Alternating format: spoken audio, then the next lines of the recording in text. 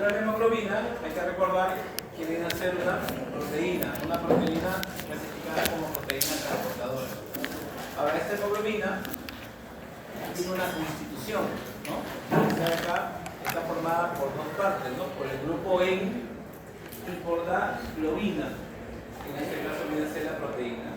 El grupo N, ¿ya?, está constituido por un átomo de hierro, ¿ya?, un átomo de hierro y 4 anillos pirrólicos, ¿no? A ver, ¿qué es eso, no? En español, ven acá. O sea, así, muchachos, aquí está el átomo de hierro, que es una clase. Ahí está el átomo de hierro, ¿ya?, en el centro. Normalmente el hierro forma enlaces acá un poco valentes, y el pirrol es acá, que viene a ser de esta forma, así más o menos. Estos son los anillos pirrólicos, que como ves acá, viene a ser un núcleo heterocíclico que está constituido por un átomo de nitrógeno y por estructuras, en este caso, bencénicas acá. Así es el grupo N. Entonces, se le conoce como anillo tetrapirrólico, ¿no? O sea, la molécula que estamos viendo acá, todo esto de acá, esto es el pirrol, así se llama, pirrol. Y en el medio está el hierro. Ahora, el hierro hay que recordar que tiene, si recordamos un poco, tiene dos estados de oxidación. ¿Sí se acuerdan de esto? Está como más 2 más 3, ¿verdad? De ahí el detalle que cuando tiene la carga, más 2 es la que va a permitir ese enlace covalente con el oxígeno. Entonces, la hemoglobina tiene una afinidad, pero vamos a ver que hay ciertas condiciones, como por ejemplo la temperatura, el pH, por ejemplo, sanguíneo, que van a cambiar la curva de afinidad por la hemoglobina. Entonces puede ser una curva a la derecha o a la izquierda, que de aquí lo vamos a hacer esta revisión, claro. Pero aquí volvemos a repetir la molécula L-hemoglobina, ¿correcto? Y que está constituida, vuelvo a repetir, por un grupo N, que lo tiene graficado ahí, y además por la globina, que viene a ser en este caso la parte transportadora.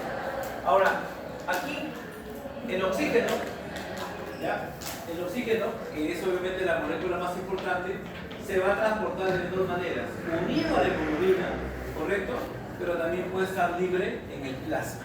Unido a la hemoglobina y libre en el plasma. A nivel de la hemoglobina representa aproximadamente el 97%, o sea, casi la totalidad del oxígeno va unido, en este caso, a la hemoglobina y forma una molécula que se llama oxihemoglobina. Que esta oxihemoglobina tiene un color normalmente rojo, púrpura, que le da ese brillo a la sangre, en este caso, que es directamente oxigenada. Sin embargo, como pueden ver acá, este oxígeno va a variar, en este caso, su presión, ¿correcto? Por eso ten cuidado con estos dos conceptos. O sea, una cosa es cómo se transporta y otra cosa es la presión con la cual va acompañada. Cuando uno habla de sangre arterial, significa que es una sangre que ya pasó por el capilar, en este caso pulmonar, ¿ya? O sea, es la sangre ricamente oxigenada. Por eso es que la presión del oxígeno es una presión alta. Y aún así, ¿por qué la saturación de oxígeno es 97? Ya sabes, porque existe que una anastomosis de ambas circulaciones. No llega al 100%. Pero cuando uno ya pasa por el tronco de la pulmonar, es decir, ya esa sangre ya se utilizó, es una sangre poco oxigenada, la presión cae a 40%, ¿correcto? 40 milímetros de mercurio y esta saturación de 75%. Entonces, entre esos rangos es lo que se va a manejar cuando nosotros hablemos de este intercambio gaseoso, ¿ya? El oxígeno, volvemos a repetir, unido a la hemoglobina, 97%, y el 3% libre en plasma, y además que se forma una molécula que es la oxihemoglobina, pero que las presiones de ese oxígeno van a variar dependiendo de qué sangre estemos hablando, arterial o venosa, ¿correcto? Y cada una de ellas está en relación a una saturación,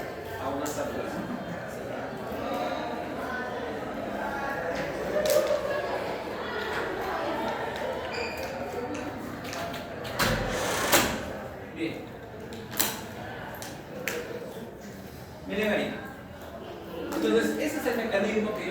mencionando, en el cual justamente aquí podemos ver la presencia de este grupo en el anillo, ¿correcto? Y acá es la unión justamente de este hierro, que se llama hierro N, por supuesto, ¿no? Con la presencia dentro de este núcleo, y que se va a unir en este caso al oxígeno. Entonces ahí existe un enlace. Normalmente los enlaces que se forman a este nivel son enlaces de tipo covalentes, ¿ya? ¿Y por qué? Porque así como se unen, también se pueden disociar. Recuerden que acá el tema no es tanto cómo se va a enlazar, sino cómo lo va a liberar. Ahí es normalmente el problema, porque muchas veces cuando hay mucha afinidad, entonces es muy difícil liberar. Y obviamente podemos tener oxígeno, estamos de acuerdo, pero al no liberarlo, entonces va a haber hipoxia celular, la célula se ve afectada. De ahí que la afinidad no tiene que ser, en este caso, de mayor intensidad, sino que debe ser en un término medio. Pero como te dije, hay factores que modifican esa afinidad con el oxígeno, ¿ya? ¿Sí? Y acá tenemos, por supuesto, este efecto, ¿no? El efecto Bohr. Un efecto en el cual nosotros estamos viendo lo que es el grado de afinidad para el oxígeno. Aquí, como podemos ver, de acuerdo a esta gráfica, cuando el oxígeno, miren acá, tiene una presión, miren ese detalle, de 40 milímetros de mercurio, tiene esta presión, su afinidad, en este caso, va a alcanzar aproximadamente 80%. Pero cuando esta presión aumenta, miren acá, esta presión aumenta, es decir, apenas de 40 obviamente puede incrementar, recuerden que hemos dicho hasta 97%, ¿cierto? Bueno, ahí lo ponen al 100%. Ahí va a alcanzar la totalidad, ¿sí? Pero este es el detalle. Una pequeña cantidad de oxígeno, o sea, en este caso por la presión que tenemos, un pequeño cambio aumenta rápidamente su afinidad. ¿Estamos de acuerdo? Sin embargo, después de 40 se necesita una mayor presión. ¿Me dejo entender o no? Una mayor presión para que aumente la curva. Entonces, acá aparentemente es elevadísima, ¿no? Rápidamente inicia la presión y la afinidad, mira cómo aumenta. Sin embargo, después de este valor tiende a disminuir, porque obviamente ahí van a intervenir otros factores para esa afinidad. Entonces, a esa cantidad o a esa modificación o a la relación que hay entre la presión de oxígeno y la afinidad por la hemoglobina se le conoce como efecto Bohr. ¿Ya? Efecto Bohr. Tengan cuidado con eso. ¿Y cuáles son esos factores que van a modificar esa afinidad? Ya habíamos hablado hace un rato, ¿no?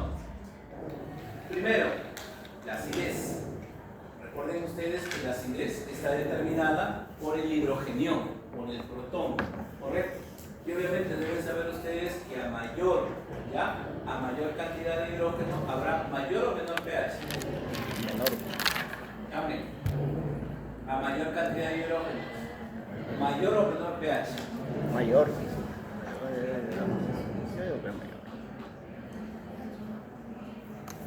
Te voy a hacer un ejemplo, mira acá. Claro, porque si no nos perdemos. Miren acá, a ver, miren acá, miren, tranquilos. Muchachos, pregunta. Yo te voy a poner acá 10 a la menos 4, ¿está bien o no? Y acá voy a poner 10 a la menos 9. ¿Sí? ¿Quién es mayor? El 10 a la menos 4. 10 a la menos 4, ¿está bien o no? Sí. O sea, aquí hay mayor cantidad, ¿sí? 10 a la menos 4 es mayor. Si nosotros recordamos, ¿a qué es igual pH? ¿Alguien se acuerda de eso o no? pH es igual al menos logaritmo de la concentración de hidrógeno, muchachos. ¿Qué es eso, no? ¿Qué es esa vaina, no? Matemática. Pero espera, muchachos, no sé si se ven acá. En los logaritmos, voy a hacerte recordar esta vaina. Muchachos, en los logaritmos, recordemos que acá hay que recordar tres propiedades de los logaritmos. Escúchame, logaritmo de A por B es igual a logaritmo de A más logaritmo de B.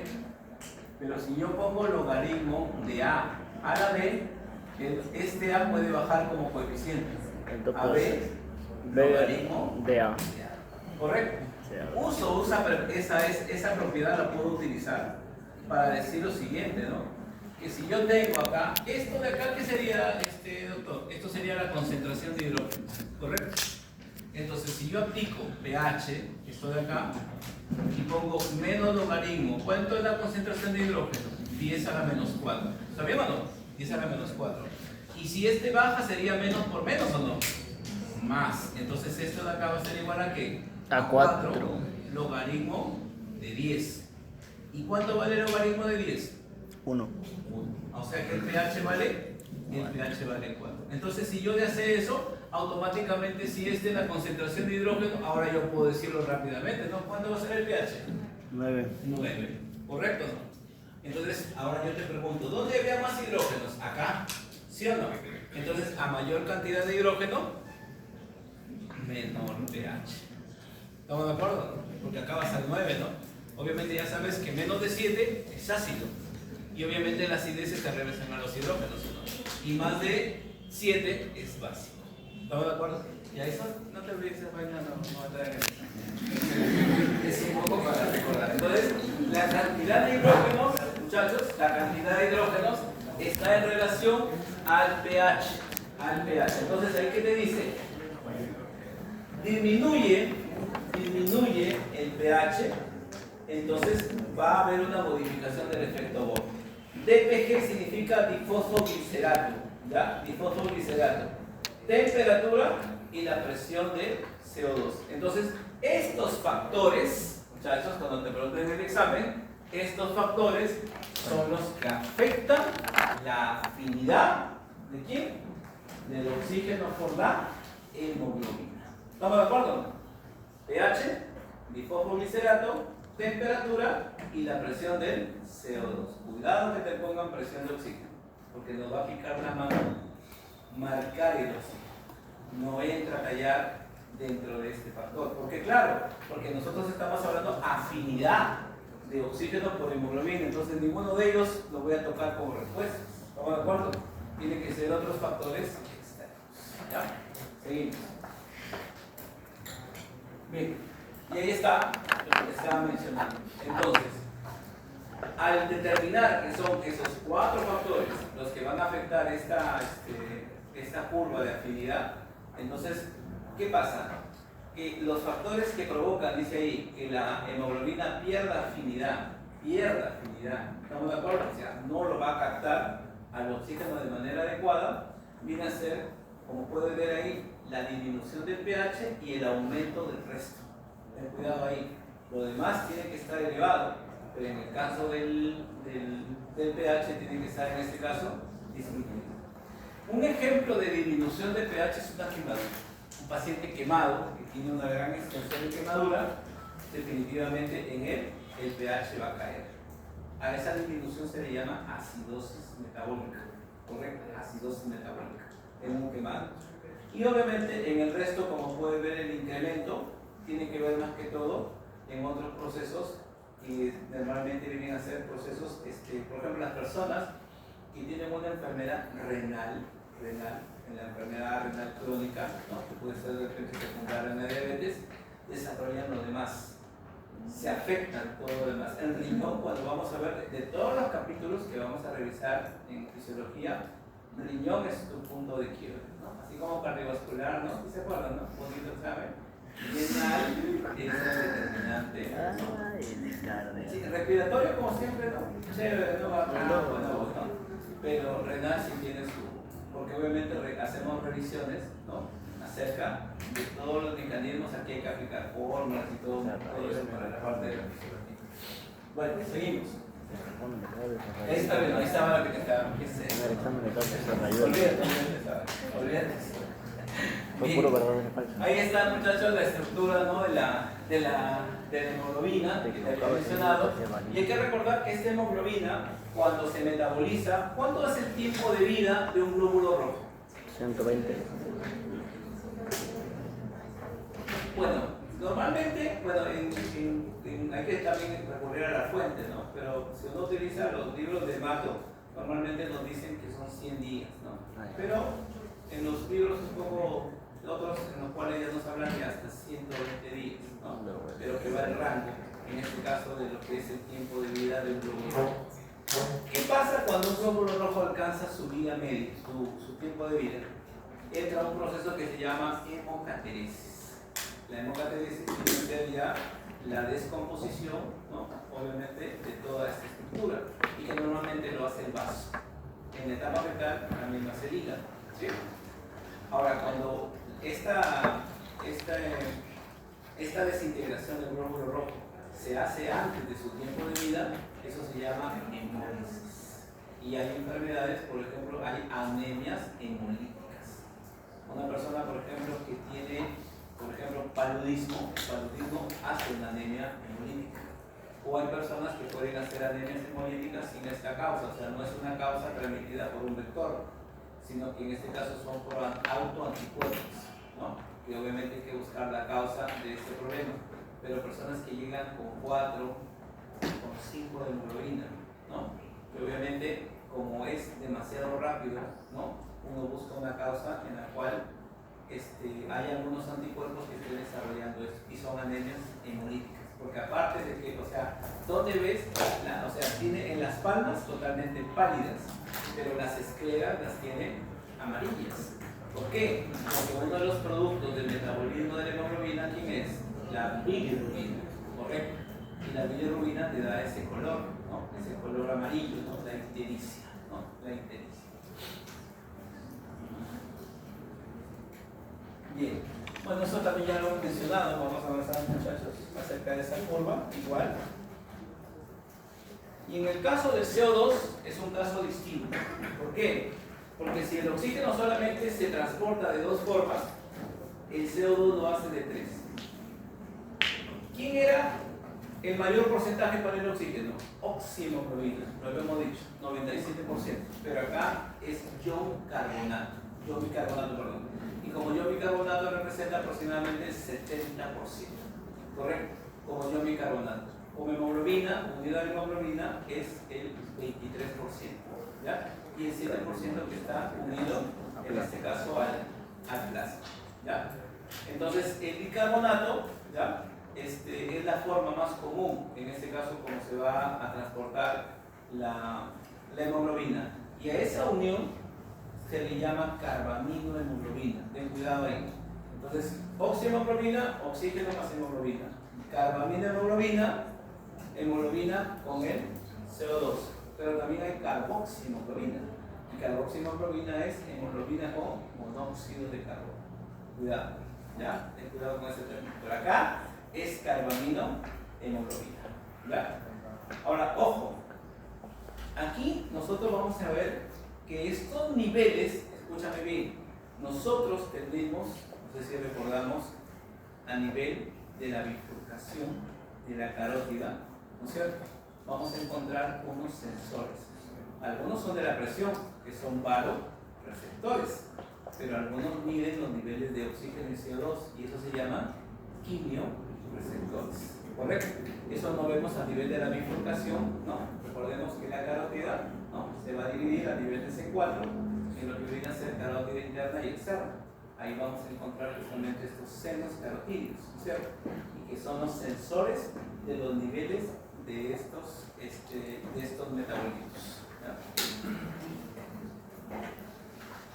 Bueno, ahí como podemos ver, muchachos, en este caso la afinidad, acá podemos ver, ¿no? La presencia en este caso de lo que viene a ser las dos moléculas, que en este caso es el oxígeno y el CO2. Entonces aquí podemos ver que de lo que es el plasma, de lo que es el alveolo, el oxígeno, por su alta concentración, por su alta presión, atraviesa la membrana alveolo-capilar, ¿estamos de acuerdo?, para ingresar dentro de lo que es el glóbulo rojo, y se va a unir en este caso con la hemoglobina para formar el complejo oxihemoglobina. Bien, pero en el caso, como ves acá, del CO2, el CO2 es al revés acá, ¿no? Porque obviamente el CO2 se forma acá, ¿no? Es decir, dentro de este complejo, como ves, se va a liberar un hidrógeno, y este hidrógeno va a unirse en este caso con el bicarbonato. Habíamos hablado que la forma como se transporta el CO2 es a través del ion bicarbonato. Recuerden, entonces esto de acá, este anión, así HCO3, ¿no? A la -1, eso se llama el ion bicarbonato, ¿ya? Que es el que está unido acá. Primero, como pueden ver, se forma, al unirse con el hidrógeno, el HC3, CO3 se forma en este caso en ácido carbónico, que es el H2CO3, y a través de esta enzima, ¿estamos de acuerdo? Se va a dividir justamente en CO2 y en agua. Y es este CO2 que se está liberando el que se tiene que eliminar. ¿Estamos de acuerdo? ¿No? Este se elimina, ¿no es cierto? Tiene que atravesar la membrana alveolo capilar y obviamente el oxígeno es el que ingresa a través de la membrana alveolo capilar. Pero no es que el CO2 me refiero a que esté lleno de CO2, no es así, sino que la forma, ahí viene el tema, por eso decía, ¿en qué forma se encuentra en este caso el CO2? En forma de bicarbonato. ¿Estamos de acuerdo o no? Esa es su forma, bicarbonato. Pero luego con el hidrógeno que se ha liberado de esta unión, se forma el ácido carbónico, la anhidrasa, en este caso es una enzima, lo va a dividir en CO2 más agua, y este CO2, como ves acá, va a liberarse a través de la membrana alveolo capilar. Este CO2, como ves, está unido acá, formando ese complejo hemoglobina CO2. Entonces, todas estas dos moléculas están íntimamente relacionadas dentro de lo que viene a ser el glóbulo rojo. ¿Qué porcentaje del volumen del glóbulo rojo es hemoglobina? 33%. ¿Ya? El 33% del volumen del glóbulo rojo está ocupado por la hemoglobina. No olvidar eso, por la hemoglobina. Y no olvidar que el glóbulo rojo, pregunta, ¿es una célula nucleada o anucleada? Anucleada. No tiene núcleo. ¿Estamos de acuerdo? Es más, cuando se libera de lo que es la médula ósea, sale de una forma inmadura que se llama reticulocito. O sea, es como un núcleo en forma de red que se está desintegrando. Nosotros podemos tener reticulocitos hasta cierto porcentaje de normalidad, pero cuando eso está aumentado, me está indicando que tu médula está produciendo más glóbulo rojo en respuesta a. Y ahí aparece otro tipo de enfermedad, ¿correcto? Tu médula ósea reacciona, ¿correcto? En función a, vuelvo a repetir, todos nosotros tenemos una pequeña forma inmadura, todos, en estadio normal, se llama reticulocito, pero definitivamente el mayor porcentaje son los hematíes. Igual, el porcentaje, muchachos, ya lo hemos hablado, entonces para ti. El efecto Haldan, que sería o Haldan como ves ahí, es casi lo opuesto a lo que vendría a ser Bohr, porque Bohr tiene que ver en este caso por la afinidad por quién, por el oxígeno. En cambio Haldan tiene que ver por la afinidad por el CO2. ¿Estamos de acuerdo?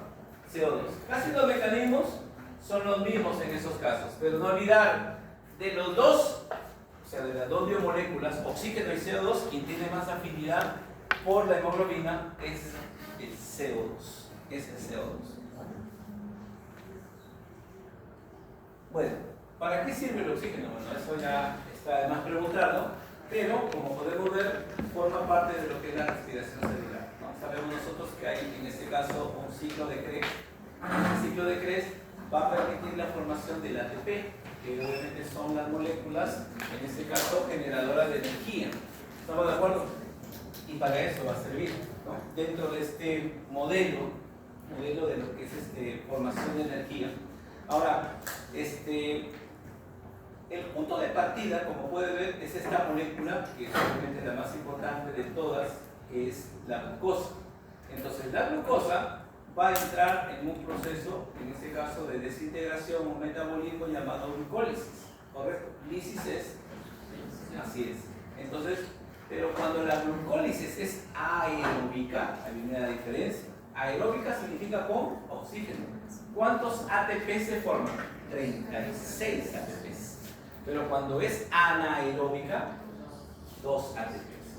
Entonces lo que nos indica la importancia que tiene el oxígeno para la formación de estas moléculas energéticas. Este ATP, por ejemplo, ¿dónde va a participar de los mecanismos más comunes? Contracción muscular, ¿correcto? Cuando hablamos de contracción muscular, hay utilización de ATPs. Por eso es que tu músculo viene a ser una reserva de ¿qué? ¿Qué hay en el músculo? Músculo, ¿qué hay? ¿Qué molécula tenemos ahí? ¿Reserva de qué? De carne. ¿Reserva de qué? Glucógeno. Glucógeno. ¿Y qué es el glucógeno? Glucógeno. Ya me recuerdo. Es un polisacárido, ¿correcto? Ese polisacárido, ¿correcto? Entra a un metabolismo llamado glucogenólisis. Y obviamente a partir del glucógeno voy a formar ¿qué? Glucosa, ¿correcto? Y obviamente la glucosa entra a ese proceso. ¿Estamos de acuerdo? Entonces, he ahí la importancia del músculo. El músculo es reserva de glucógeno, al igual que el hígado, ¿no? Pero el hígado obviamente no tiene punto de comparación. Si comparas, ¿cuánto representa el peso muscular? Algo del 40 o 50% del peso corporal total. Y el hígado apenas pesa menos de 2 kilos, ¿no? Entonces, la mayor reserva de glucógeno está en el músculo, y ya sabes por qué, ¿no? Para poder desarrollar los ATPs para la contracción muscular. Bueno, ahora vamos al control de la respiración. Ya hemos visto el tema del transporte. Cuando nosotros respiramos, muchachos, hemos visto que es un mecanismo, en este caso mecánico, ¿correcto? Ventilas, inspiras, expiras, y luego obviamente se desarrolla ya por dentro la difusión, el transporte y el intercambio gaseoso, ¿correcto? Sin embargo, luego de ello, luego de todos los procesos, en tu cuerpo tú vas a tener niveles de oxígeno y de CO2, ¿estamos de acuerdo? Y obviamente tienen que estar en concentraciones normales, aún sabiendo que tenemos dos tipos de sangre, arterial y venoso, y en cada una de ellas sabemos que la concentración varía.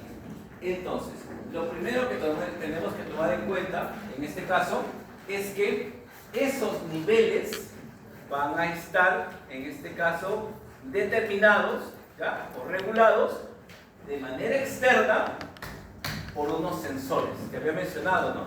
Estos sensores los vamos a encontrar justamente en la parte aórtica, del callado aórtico, o lo podemos ver en la bifurcación de la carótida. Entonces, ahí hablamos de estos quimiorreceptores. ¿Estamos de acuerdo? Sensores, que lo que hacen es determinar los niveles de oxígeno y CO2. Esta información es llevada ¿a dónde? Al bulbo reactivo. ¿Estamos de acuerdo? Bulbo reactivo. Sabemos nosotros que en el bulbo, ¿qué hay? Núcleos. También en la protuberancia, ¿no? Y ya cuando te habla de núcleos, ya como que la cosa no te gusta, ¿no? Núcleos, ¿no es cierto?, del tronco encefálico, ¿no es cierto? Entonces, estos núcleos van a determinar justamente, es decir, al identificar estos niveles, lo que van a ver es justamente si se tiene que aumentar la frecuencia respiratoria. Y obviamente porque hay un control nervioso sobre los músculos. ¿Estamos de acuerdo? Recordemos nosotros que del tronco, muchachos, del tronco cerebral o del tronco encefálico, como tú le llames, ¿qué nacen ahí? Pares craneales, ¿o no? Pares craneales. Y como tal, recordemos que los pares craneales tienen una inervación que puede ser motora, ¿sí o no? Sensitiva, ¿no es cierto? Entonces, pueden ir justamente a estimular, en este caso, a lo que viene a ser los músculos respiratorios. ¿Estamos de acuerdo? Ejercen una función ahí. Entonces, si uno quiere aumentar la frecuencia respiratoria, definitivamente tiene que estimular a estos músculos. Por eso es que finalmente el músculo que viene a ser la parte operativa, la parte mecánica de la respiración, termina siendo el que realiza el trabajo, ¿correcto? Uno determina la concentración, el otro va a codificar, y para poder en este caso identificar a la estructura que se va a encargar de mejorar esos niveles que hay de estas biomoléculas. Por eso es que el músculo representa la parte efectora, ¿ya? Bien, entonces estos quimioreceptores, ¿ya?, que estamos en este caso mencionando, lo podemos encontrar, como ves arriba, a nivel central o a nivel periférico. Cuando hablamos de nivel periférico, ya hemos hablado que están ¿a dónde? En el seno carotidio y en el callado aórtico. ¿Estamos de acuerdo? Ahí los vamos a encontrar. Y lo que vamos a identificar es la presión de oxígeno. ¿Estamos de acuerdo? El pH. Porque recordemos que hacer quimioreceptores también pueden determinar los niveles de hidrógeno. Y recordemos que el hidrógeno está asociado al pH, ¿no? Te doy un ejemplo ahí. Va asociado en este caso al pH. El CO2 que también entra en esas variaciones. Pero más importante, por eso es acá muchachos, más importante, por eso es que lo estoy colocando acá en azul, ¿ya? Al momento de que revisen las diapositivas, ¿ya? Ten cuidado, es el más importante metabolito que se capta a este nivel, ¿ya? Es el oxígeno. Sin embargo, a nivel central, arriba, a nivel de lo que viene a ser el bulbo, ahí lo que más importa es el CO2. ¿Estamos de acuerdo? CO2. Es más, podemos decir que comparten funciones para ambos, pero a nivel central es más determinante el CO2 y a nivel periférico es más determinante el O2. ¿Ya? Cuidado con esas diferencias. Y el tema del mecanorreceptor, como puedes ver ahí, ¿qué sucede? Que tu pulmón, que hemos dicho que es elástico, va a modificarse, ¿te acuerdas? Por estas dos propiedades, ¿no? Distensibilidad y elasticidad. Entonces, ¿qué sucede? Que tu pulmón se puede, así como tu corazón debe tener un límite a través de lo que es el pericardio, lo mismo sucede con el pulmón, no puede distenderse demasiado. ¿Estamos de acuerdo? Demasiado, porque se puede lesionar. Entonces hay un grado que va en este caso a ser justamente el punto límite a esa distensión. Cuando alcance ese límite es donde se va a aparecer este reflejo que se llama Hellenberg. ¿Ya? Este reflejo entonces es el que impide esa distensión excesiva, por así decirlo, o una de esta sobredistensión, y que eso va, en este caso, a ser un estímulo arriba. Es un mecanorreceptor. Los mecanorreceptores tienen que ver normalmente con la parte motora, la parte que desarrolla el movimiento. Los receptores de irritación normalmente van a ser cuando la parte interna de las vías aéreas se van a estimular y pueden desarrollar cambios, ¿no? Por ejemplo, la broncoconstricción. O sea, una persona que tiene un alergeno es alérgico a y se cierra. Está dificultando la respiración, ¿no? Pero desarrolló un cambio mecánico, ¿no? No es externo, no es que está en la sangre, no, es un cambio dentro de la estructura propia del pulmón. Luego tenemos ahí en las paredes alveolares que pueden haber ventilaciones rápidas, que respire demasiado rápido la persona y automáticamente se va a llenar de agua. Eso se llama edema pulmonar, ¿ya? Y finalmente estas fibras C, ¿no? Que son de menor rango, pero normalmente son las dos primeras, son los mecanorreceptores, ¿ya? Quimioreceptores y mecanorreceptores, ¿ya? Pero sin embargo, normalmente nosotros nos estamos relacionando como sensores, porque la palabra general del primer grupo son sensores, hemos hablado de los quimioreceptores. Y ahí lo podemos ver, muchachos, ¿no es cierto? Acá tenemos en el esquema lo que es, este es el tronco de la pulmonar, izquierda, derecha, y aquí podemos ver que el callado aórtico, ¿no es cierto? Y por supuesto arriba, este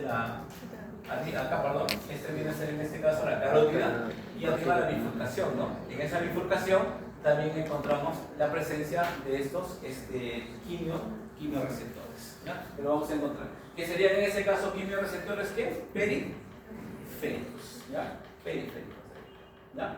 Ahora, ya entonces, ese es hablando de sensores. Hablando ya de la parte central, o sea, hablando a nivel del tronco encefálico, vamos a encontrar que hay dos regiones dentro de lo que es el tronco que viene a ser el bulbo, que ya sabemos que el bulbo es más inferior, y la protuberancia, ¿no? O puente de Barrow.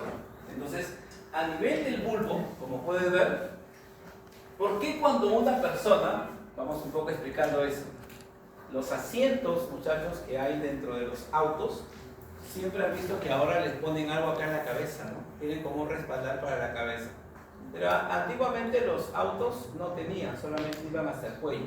Y si tú ibas de copiloto con el copiloto el piloto va bien bacán, ¿no? Con todo, ¿no? Pero si iba de copiloto y había un impacto, entonces la persona hacía dos movimientos de aceleración por la velocidad del móvil y de desaceleración. Aceleración hacia adelante y desaceleración hacia atrás. Pero tu espalda está apoyada por el asiento y tu cabeza. Entonces ahí es donde de manera brusca haces este movimiento. ¿Estamos de acuerdo? Y puede haber un desplazamiento de la articulación occipito-toroidea. Y ahí hay una sección medular. Y justamente recordemos, ¿no?, que uno del límite de lo que es el arco anterior del atlas, si recordamos eso, ¿quién está ahí? El bulbo raquídeo. ¿Estamos de acuerdo? Y obviamente se produce una muerte súbita. Por eso es que el bulbo representa la estructura, o sea, se daña el bulbo, se daña, obviamente ya se afecta la respiración y ahí nada más hay muerte súbita. Porque justamente este centro respiratorio tiene que ver con los dos movimientos básicos, muchachos, de la ventilación. ¿Estamos de acuerdo? Entonces, quien se encarga de ver los movimientos de inspiración y expiración es el bulbo raquídeo a través de ese centro respiratorio bulbar. ¿Estamos de acuerdo? Que comprende dos grupos, ¿no? Ten cuidado ahí, el dorsal y el ventral. El dorsal, ahí viene el tema, por eso hacemos otra vez el empalme. Tiene que ver con la inspiración. Activo el reposo, pero claro, porque la inspiración, para que lo pueda desarrollar, es un proceso mecánico. En cambio, el grupo ventral es para la expiración. Pero la pregunta es, en el caso de la expiración, ¿el reposo participa? No. ¿Y por qué no? Porque hemos dicho que es un proceso que pasivo, que solamente lo hace la elasticidad pulmonar.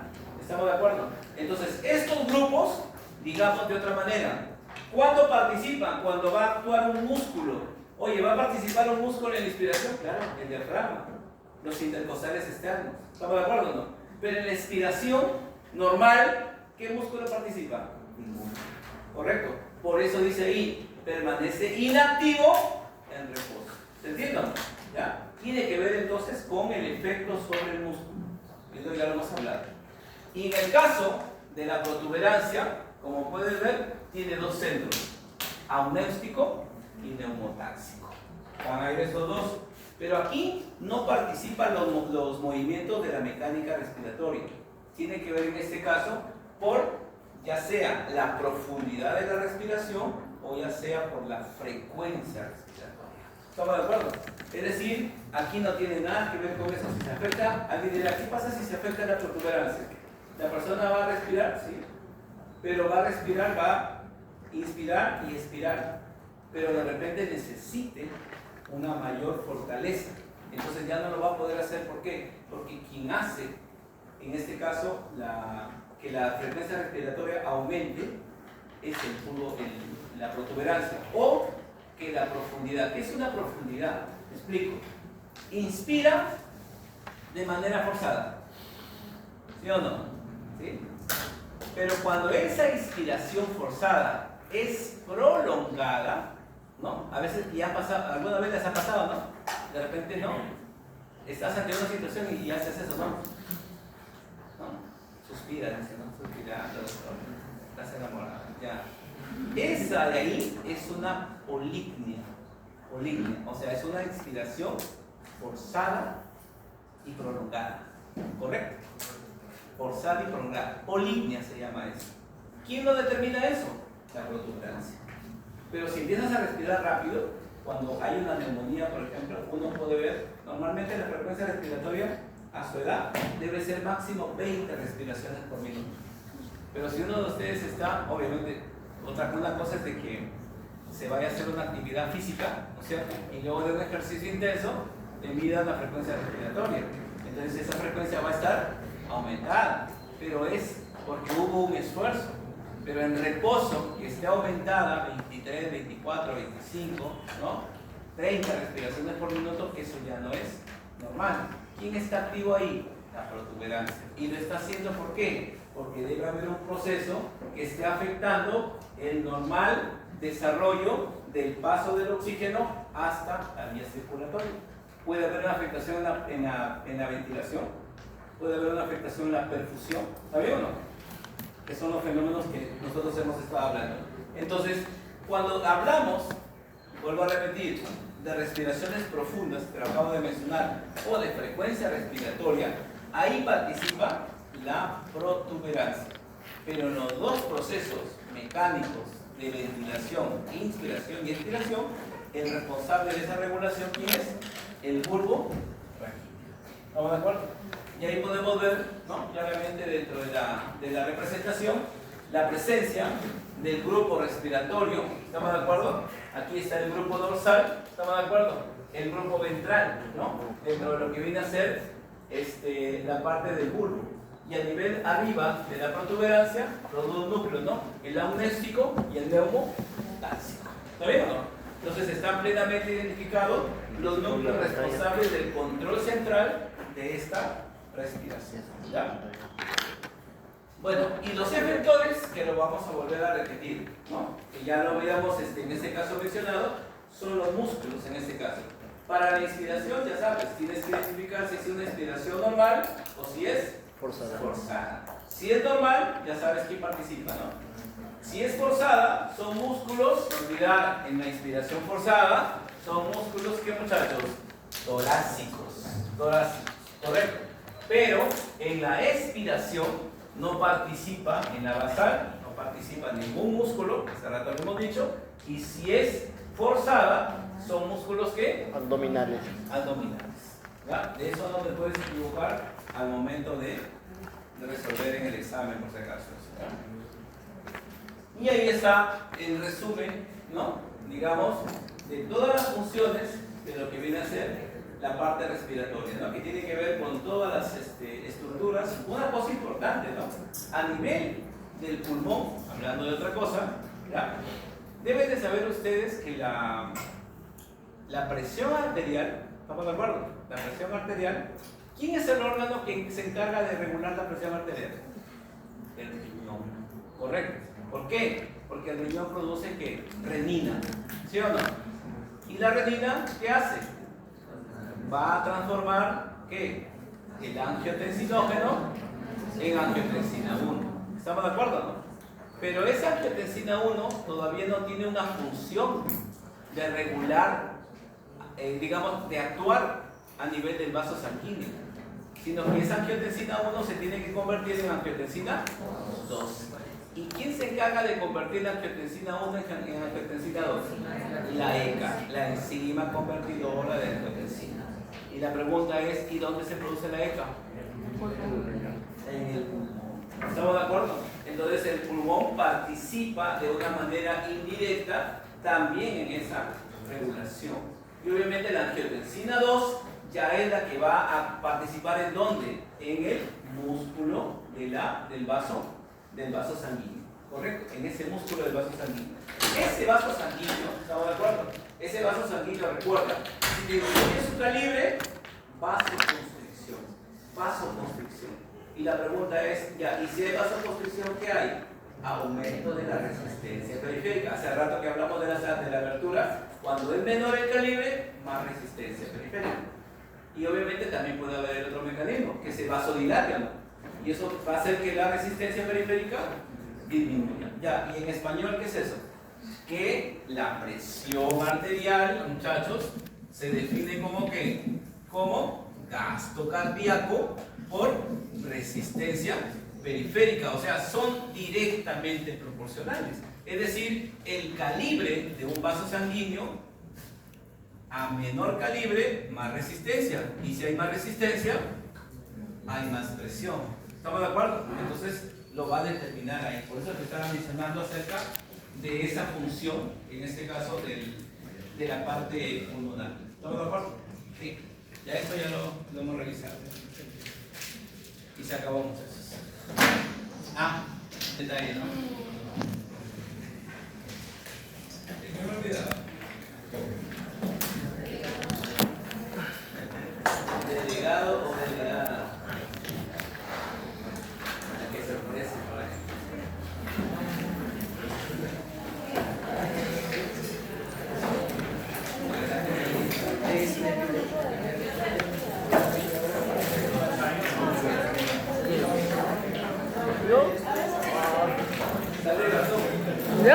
Ok, doctor.